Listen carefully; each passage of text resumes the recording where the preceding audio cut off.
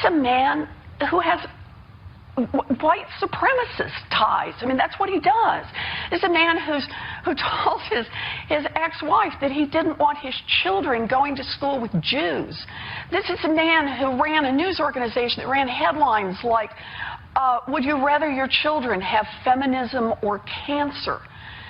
This is a man who says, by his very presence, that this is a White House that will embrace bigotry. And, you know, here I am with the business leaders of America, and I just want to underline something that every one of you know. Bigotry is bad for business. Bigotry is not what your employees expect. Bigotry is not what your customers expect. And if that's the direction that this administration goes, that creates a real problem for everybody. And what I believe about this is there's no longer the possibility on this question of someone like Bannon in the administration, of where Donald Trump goes next. I don't think it's possible to stand on the sidelines and be quiet about this. There are a lot of people in this room who helped lead the charge to make workplaces open and accepting places, to say we're open to all customers. We want to make sure that we serve all Americans, that we treat everybody with dignity and respect. If this White House goes in a different direction, that damages every one of us. And I think it calls on the business community for leadership. I think it calls on the Democrats for leadership. But I think that's the problem we've got, and one of the ones we're going to have to deal with going forward.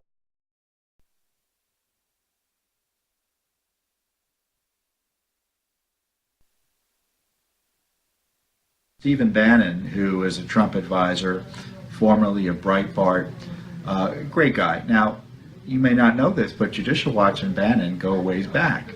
We worked with him on a film, and Bannon directed a film about Judicial Watch's activities and specifically corruption during the first part of the Obama administration. And it's a great film. It's called District of Corruption. If you haven't seen it, you should. It's available on Amazon. You can find it on our website as well. And so we work with Bannon quite a bit, as you might imagine, in getting this film put together. And Bannon is being smeared by the left and establishment Republicans without basis as being all sorts of terrible things. I found him to be a hard-charging, principled, reformist, didn't have a racist bone in his body. I never heard him speak ill of anyone based on race, sex, religion, anything like that. And so he's being smeared maliciously and viciously and without foundation. And, you know, for what it's worth, he doesn't deserve it. And if you disagree with him on policy, that's one thing. But as typical of the left, they have to destroy you, and they have to suggest you're a bad person as opposed to they just disagree with you. And so I'd like to see more defenders of Bannon out there because this is just, it's really terrible to see this man who we know to be a good man being slimed this way. And if you want to know the way Bannon thinks, you should look at this film too. So it's an interesting perspective as to what you might expect from a Trump administration. But you can see why Bannon and Judicial Watch were good together, because he understood the crisis and the corruption Washington faced. And I hope that Steve, his good sense on this remains with him despite the attacks he's getting. You know, as I said about with the Trump White House and the Trump administration, we'll be there to sue them when they do bad. We'll provide support for them if they want to follow the rule of law, but if there's anything illegal or secretive in violation of the law, Judicial Watch is going to blow the whistle on it. We've got to make sure the rule of law is upheld, and if this administration isn't willing to do the right thing or doesn't want to police itself even, we'll do it. And there's a lot to be done. A lot more Clinton email material coming up. We got a hearing later this month. We're not slowing down. I know there's arguments over whether she should be prosecuted, pardoned or not. Get that out of your head, in the sense that Judicial Watch is going to keep on investigating and keep on getting the information, and I think the rule of law will follow. So I think it's trust us to get to the bottom of it and to take the leadership role here, even as the Trump administration seems confused politically about what they want to do with the criminal gang that it was Hillary Clinton, President Obama, and her colleagues at the State Department and her allies. At Breitbart, part of our explosive growth is because we are very focused on I don't want to say anti-establishment, but we believe that when you talk about brands or you talk about the parties, we don't really believe there is a functional conservative party in this country. We certainly don't think the Republican Party is that. We tend to look at this imperial city of Washington, this boomtown, as they have two groups or two parties that represent the insiders' commercial party. And that is a collection of insider deals, insider transactions, and a budding aristocracy that has made this the wealthiest city in the country. And our focus is on crony capitalism, grassroots support, supporting Tea Party folks.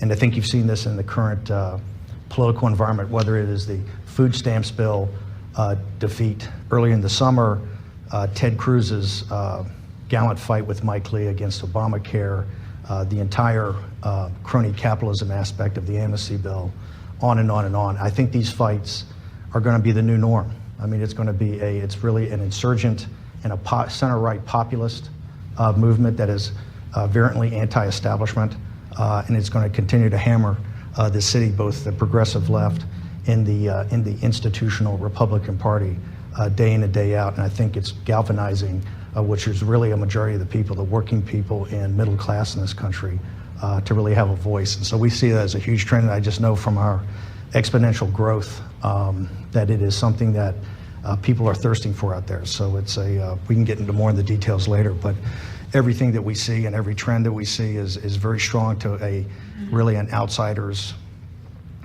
voice and an outsider's movement to really take their country back.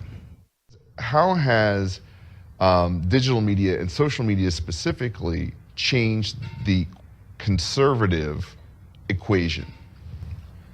I think it's given us a voice. I mean, I think you don't have to go through the mainstream media filter anymore. You don't have to even realize concern about television or cable or whatever. I mean, we have a story up today of people that came to us from the Liberty Institute on this Craig James situation, where Craig James was a broadcaster who was basically fired because in a senatorial campaign he had discussed traditional marriage. And after he was already working there, somebody found the tape and they said, you can't work here anymore. Today this thing's gone viral.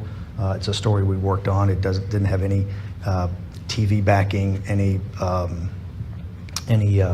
broadcast backing or cable backing, and we've gotten it up, and it's already, it's going to have 1 million page views today and go throughout. So technological advancements where you can, have a social media site, have a news site that is, 1/50th of the cost of old media has changed the game. I mean, it's still got to be quality. You've got to know how to use Twitter and Facebook and other means to drive it, and we think we've been pretty successful at that.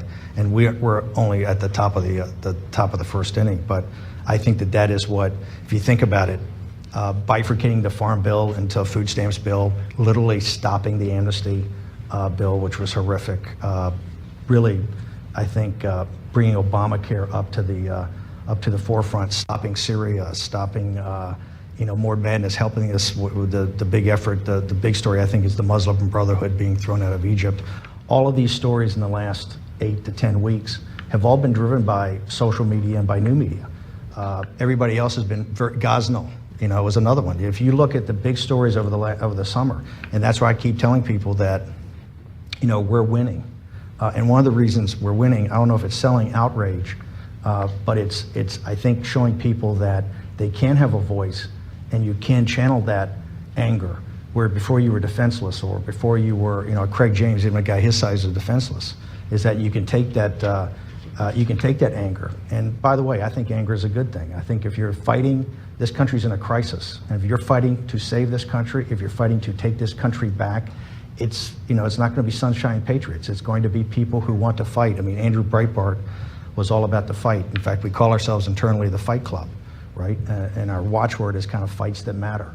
And so we are very engaged, and I think you've seen from all the social media traffic and all the new media traffic, it goes to those sites that really get engaged in topics. And I believe we're only at the top of the first inning. I think you're going to see all types of advancements in television and in the way to get electronic content out, whether it's radio or television. That's going to change the landscape of this in the next 3 to 5 years is going to be radically different. And you're going to have people who you really haven't heard of today who are going to be major players both politically and through being what I call political entrepreneurs, starting institutions, starting groups.